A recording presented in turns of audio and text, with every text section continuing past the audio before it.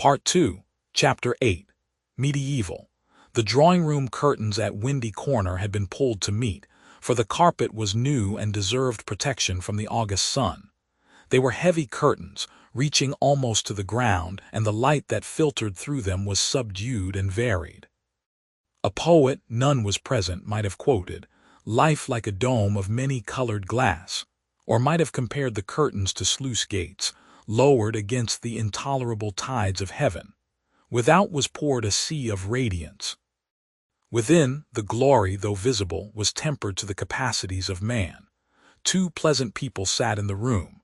One, a boy of 19, was studying a small manual of anatomy and peering occasionally at a bone which lay upon the piano.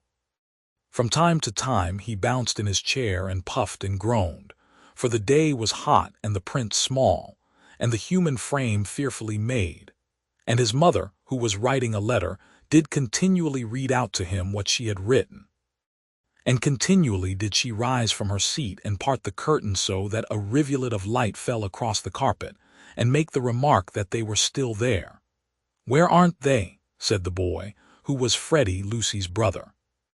"I tell you I'm getting fairly sick."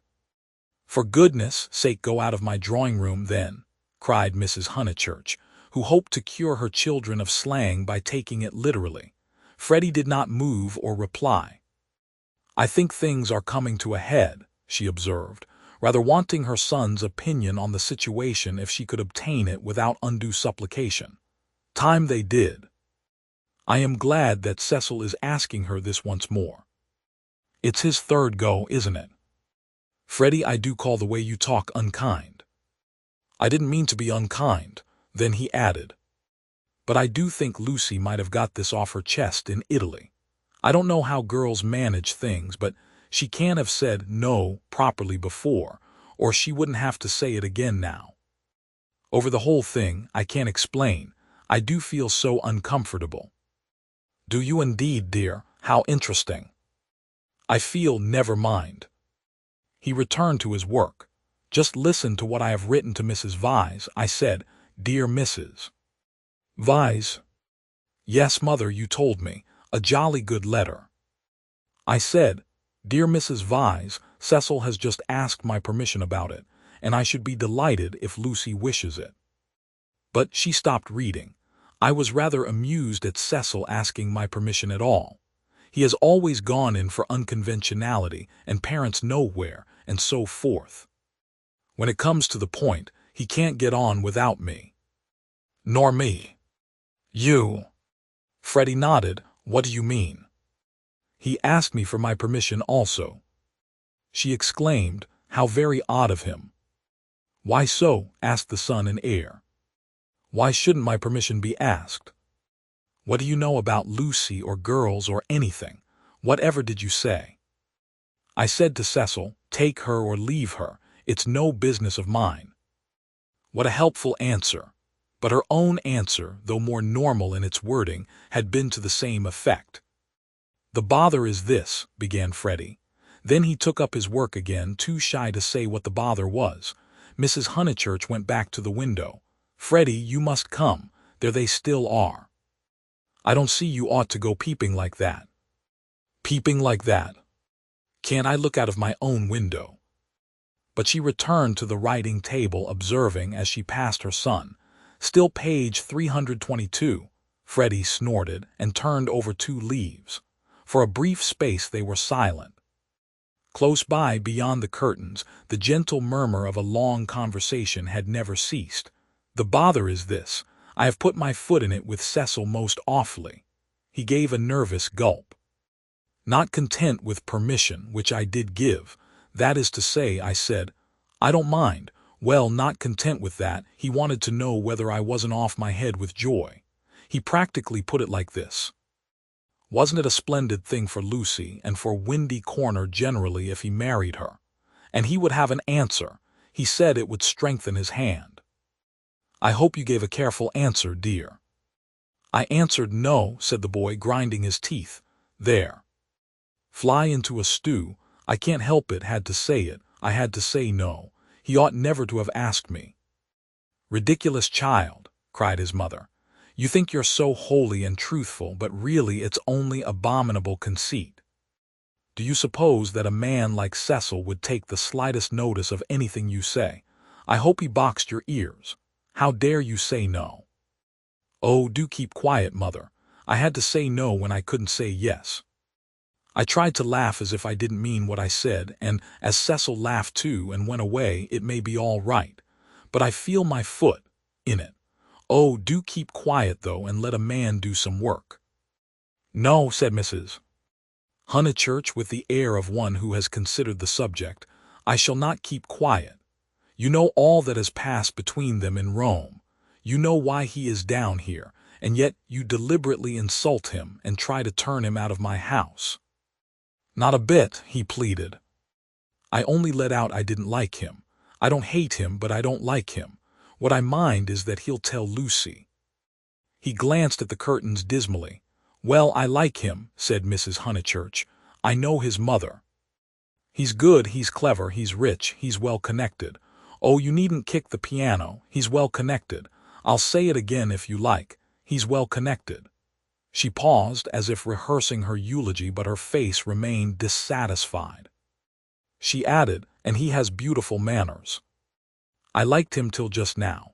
I suppose it's having him spoiling Lucy's first week at home, and it's also something that Mr. Beebe said, not knowing.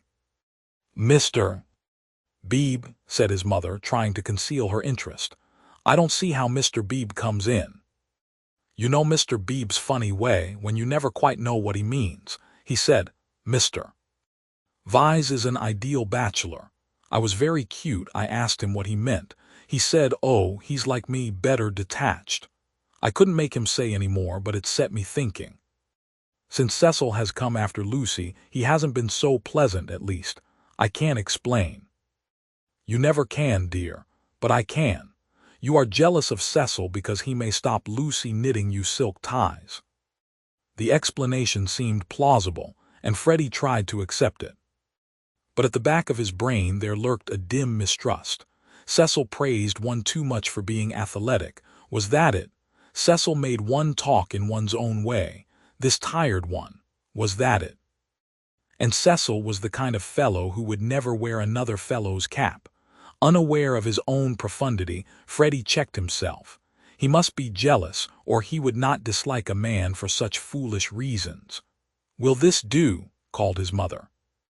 Dear Mrs. Vyse, Cecil has just asked my permission about it, and I should be delighted if Lucy wishes it.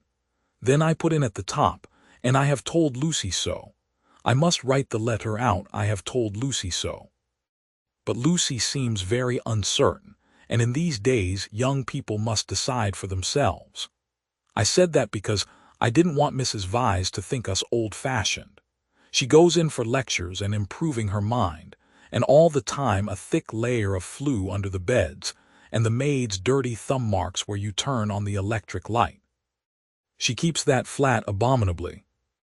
Suppose Lucy marries Cecil, would she live in a flat or in the country? Don't interrupt so foolishly. Where was I? Oh yes, young people must decide for themselves. I know that Lucy likes your son because she tells me everything, and she wrote to me from Rome when he asked her first. No, I'll cross that last bit out. It looks patronizing. I'll stop at because she tells me everything. Or shall I cross that out too? Cross it out too, said Freddie. Mrs. Honeychurch left it in. Then the whole thing runs, dear Mrs. Vyse. Cecil has just asked my permission about it, and I should be delighted if Lucy wishes it, and I have told Lucy so. But Lucy seems very uncertain, and in these days young people must decide for themselves. I know that Lucy likes your son because she tells me everything, but I do not know. Look out, cried Freddie. The curtains parted. Cecil's first movement was one of irritation. He couldn't bear the Honeychurch habit of sitting in the dark to save the furniture. Instinctively he gave the curtains a twitch and sent them swinging down their poles. Light entered. There was revealed a terrace, such as is owned by many villas with trees each side of it, and on it a little rustic seat and 2 flower beds. But it was transfigured by the view beyond, for Windy Corner was built on the range that overlooks the Sussex Weald. Lucy, who was in the little seat, seemed on the edge of a green magic carpet which hovered in the air above the tremulous world. Cecil entered. Appearing thus late in the story, Cecil must be at once described. He was medieval. Like a Gothic statue, tall and refined, with shoulders that seemed braced square by an effort of the will, and a head that was tilted a little higher than the usual level of vision, he resembled those fastidious saints who guard the portals of a French cathedral. Well educated, well endowed, and not deficient physically, he remained in the grip of a certain devil whom the modern world knows as self-consciousness, and whom the medieval, with dimmer vision, worshipped as asceticism.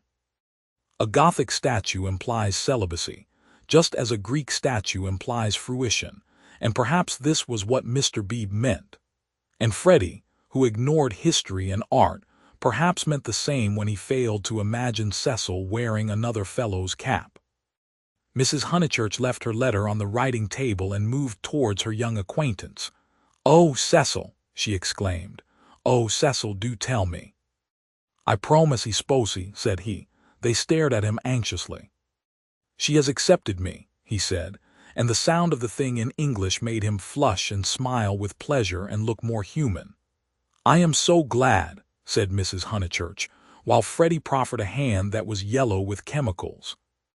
They wished that they also knew Italian, for our phrases of approval and of amazement are so connected with little occasions that we fear to use them on great ones.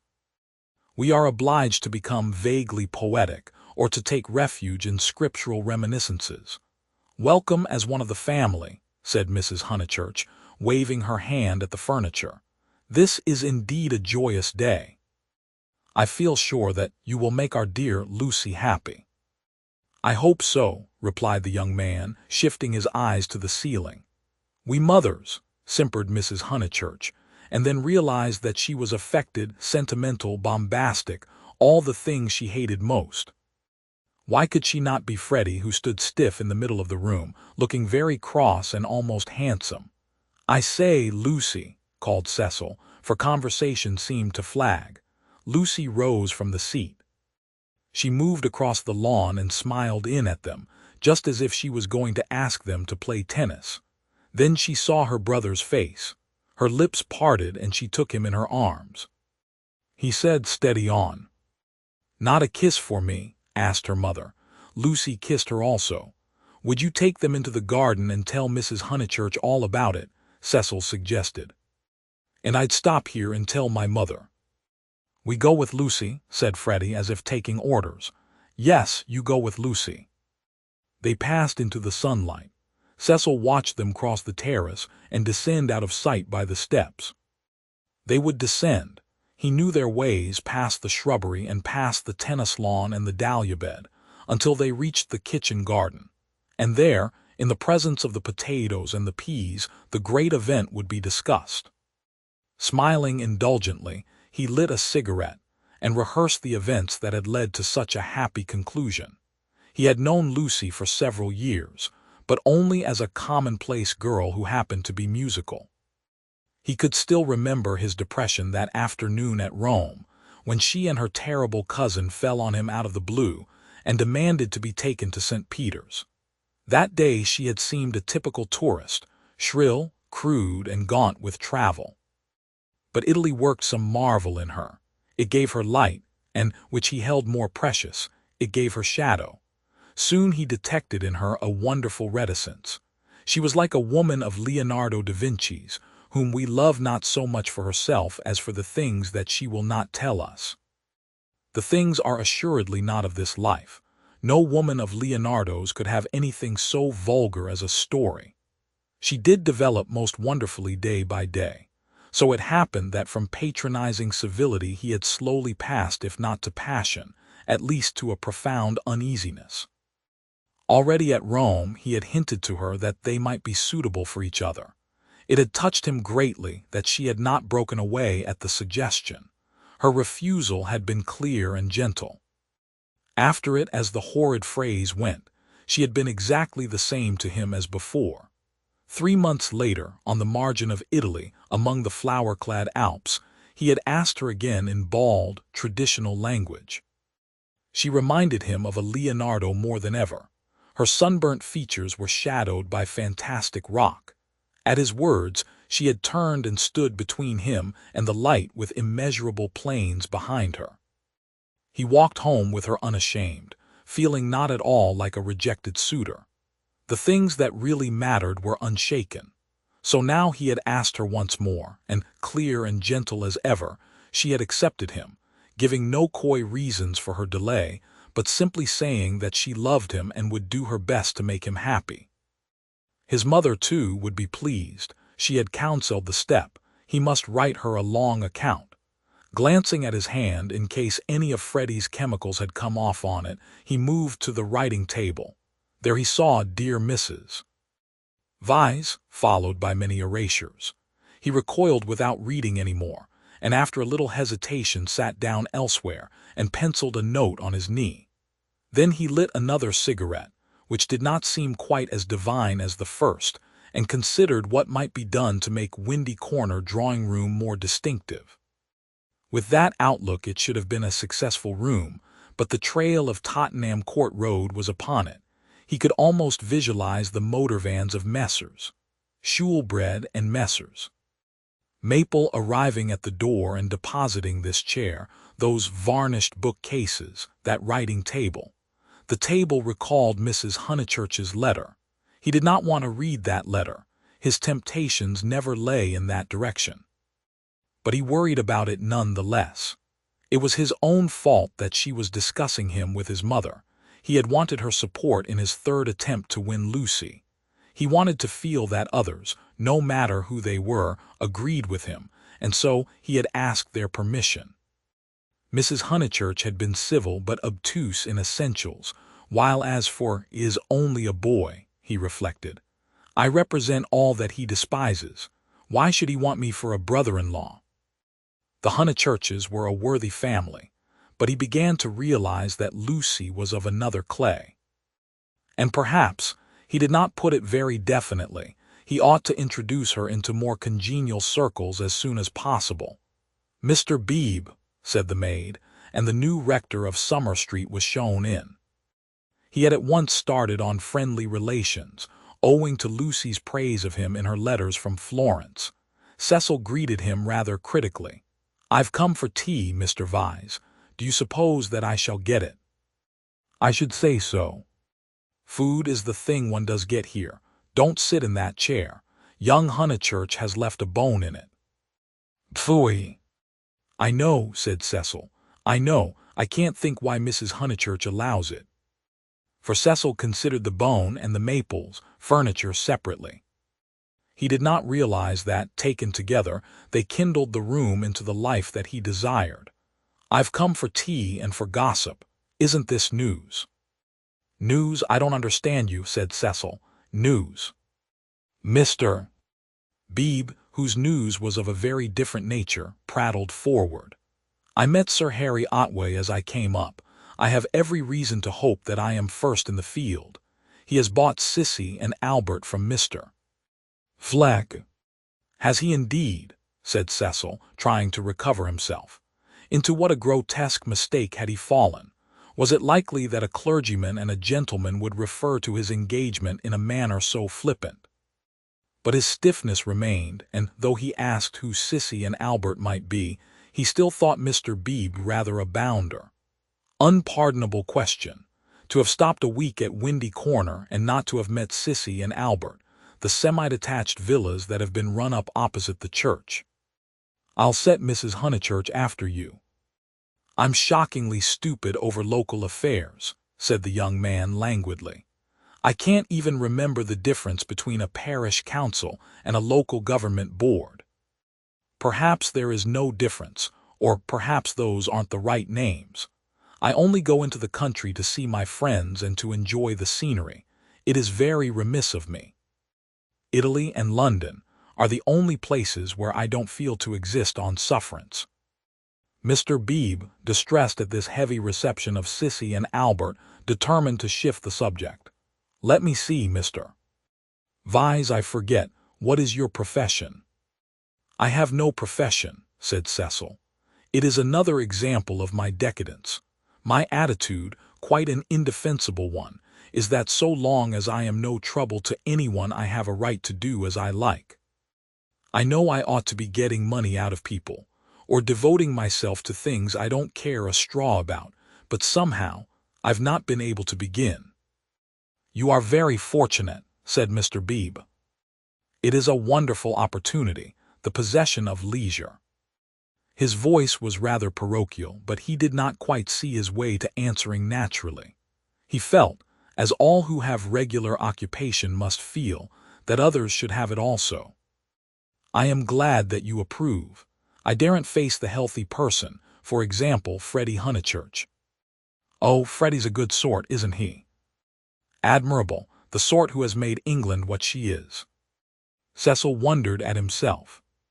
Why, on this day of all others, was he so hopelessly contrary?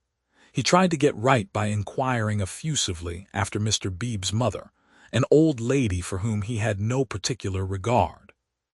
Then he flattered the clergyman, praised his liberal-mindedness, his enlightened attitude towards philosophy and science.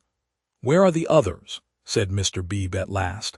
"I insist on extracting tea before evening service." "I suppose Anne never told them you were here." In this house one is so coached in the servants the day one arrives. The fault of Anne is that she begs your pardon when she hears you perfectly, and kicks the chair legs with her feet. The faults of Mary, I forget the faults of Mary, but they are very grave. Shall we look in the garden? I know the faults of Mary. She leaves the dustpan standing on the stairs. The fault of Euphemia is that she will not, simply will not, chop the suet sufficiently small. They both laughed, and things began to go better. The faults of Freddie, Cecil continued. Ah, he has too many. No one but his mother can remember the faults of Freddie. Try the faults of Miss Honeychurch. They are not innumerable. She has none, said the young man with grave sincerity. I quite agree. At present she has none. At present. I'm not cynical. I'm only thinking of my pet theory about Miss Honeychurch. Does it seem reasonable that she should play so wonderfully and live so quietly? I suspect that one day she will be wonderful in both. The watertight compartments in her will break down, and music and life will mingle. Then we shall have her heroically good, heroically bad, too heroic, perhaps, to be good or bad. Cecil found his companion interesting. And at present, you think her not wonderful as far as life goes? Well, I must say I've only seen her at Tunbridge Wells, where she was not wonderful, and at Florence. Since I came to Summer Street she has been away. You saw her, didn't you, at Rome and in the Alps? Oh, I forgot. Of course, you knew her before. No, she wasn't wonderful in Florence either, but I kept on expecting that she would be. In what way? Conversation had become agreeable to them, and they were pacing up and down the terrace. I could as easily tell you what tune she'll play next. There was simply the sense that she had found wings and meant to use them. I can show you a beautiful picture in my Italian diary. Miss Honeychurch as a kite, Miss Bartlett holding the string. Picture number 2, the string breaks. The sketch was in his diary, but it had been made afterwards, when he viewed things artistically. At the time he had given surreptitious tugs to the string himself, but the string never broke. No, I mightn't have seen Miss Honeychurch rise, but I should certainly have heard Miss Bartlett fall. It has broken now, said the young man in low, vibrating tones. Immediately he realized that of all the conceited, ludicrous, contemptible ways of announcing an engagement this was the worst. He cursed his love of metaphor. Had he suggested that he was a star, and that Lucy was soaring up to reach him? Broken, what do you mean? I meant, said Cecil stiffly, that she is going to marry me.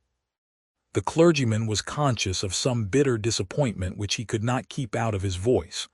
I am sorry. I must apologize. I had no idea you were intimate with her, or I should never have talked in this flippant, superficial way. "Mr. Vyse, you ought to have stopped me." And down the garden he saw Lucy herself. Yes, he was disappointed. Cecil, who naturally preferred congratulations to apologies, drew down his mouth at the corners. Was this the reception his action would get from the world? Of course, he despised the world as a whole. Every thoughtful man should. It is almost a test of refinement, but he was sensitive to the successive particles of it which he encountered. Occasionally he could be quite crude. "I am sorry I have given you a shock," he said dryly. "I fear that Lucy's choice does not meet with your approval." "Not that, but you ought to have stopped me. I know Miss Honeychurch only a little as time goes. Perhaps I oughtn't to have discussed her so freely with anyone." "Certainly not with you. You are conscious of having said something indiscreet." Mr. Beebe pulled himself together. Really, Mr. Vyse had the art of placing one in the most tiresome positions. He was driven to use the prerogatives of his profession. "No, I have said nothing indiscreet.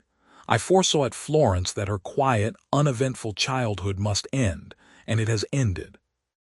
I realized dimly enough that she might take some momentous step. She has taken it. She has learnt. You will let me talk freely as I have begun freely.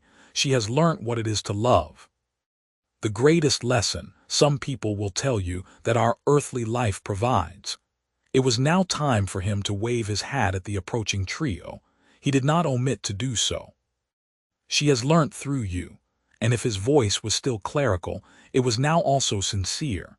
"Let it be your care that her knowledge is profitable to her." "Grazy taunt," said Cecil, who did not like parsons. "Have you heard?" shouted Mrs. Honeychurch as she toiled up the sloping garden. "Oh, Mr. Beebe, have you heard the news?" Freddie, now full of geniality, whistled the wedding march. Youth seldom criticizes the accomplished fact. "Indeed I have," he cried. He looked at Lucy. In her presence he could not act the parson any longer, at all events not without apology. "Mrs. Honeychurch, I'm going to do what I am always supposed to do, but generally I'm too shy. I want to invoke every kind of blessing on them, grave and gay, great and small. I want them all their lives to be supremely good and supremely happy as husband and wife, as father and mother. And now I want my tea." "You only asked for it just in time," the lady retorted. "How dare you be serious at Windy Corner?" He took his tone from her. There was no more heavy beneficence, no more attempts to dignify the situation with poetry or the scriptures. None of them dared or was able to be serious anymore. An engagement is so potent a thing that sooner or later it reduces all who speak of it to this state of cheerful awe. Away from it, in the solitude of their rooms, Mr. Beebe and even Freddie might again be critical, but in its presence and in the presence of each other they were sincerely hilarious. It has a strange power, for it compels not only the lips but the very heart. The chief parallel to compare one great thing with another is the power over us of a temple of some alien creed. Standing outside, we deride or oppose it, or at the most feel sentimental. Inside, though the saints and gods are not ours, we become true believers, in case any true believer should be present. So it was that after the gropings and the misgivings of the afternoon they pulled themselves together and settled down to a very pleasant tea party. If they were hypocrites they did not know it, and their hypocrisy had every chance of setting and of becoming true.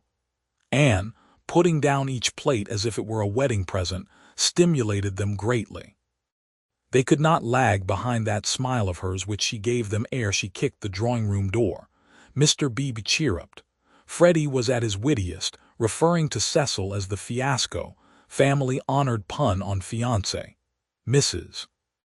Honeychurch, amusing and portly, promised well as a mother-in-law.